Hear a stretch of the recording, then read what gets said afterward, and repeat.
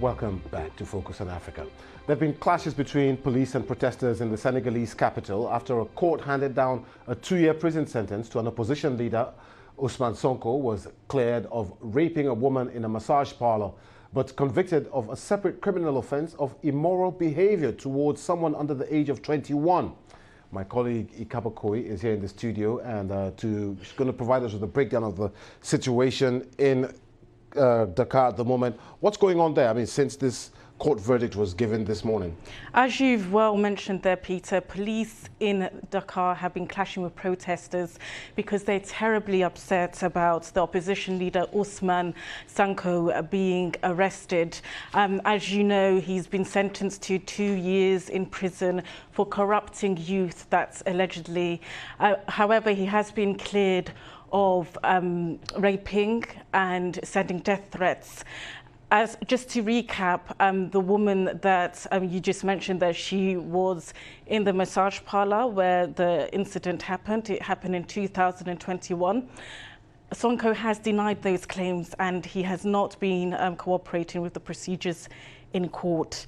And now we have also heard from the lawyers of the masseuse who took Mr. Sonko to court, and although they were satisfied with the verdict, they wish that perhaps they could have extended it to a minimum of 10 years. And of course, and just to add as well, protesters are furthermore angry because they feel this is politically motivated. The government of Senegal denies this, but they feel that this is a means for the government to prevent Mr. Sonko from running for the next elections. La justice a trouvé le moyen. Justice has found a way to convict Ousmane Sonko of corrupting the youth. I won't go into this technique in detail, but what everyone can understand is that he has been tried without being given the opportunity to defend himself on the elements of which he is accused. Ousmane has never been prosecuted for this offense. There have never been any police or judicial investigations, and the referral and indictment order before the criminal court has never ruled on this offense.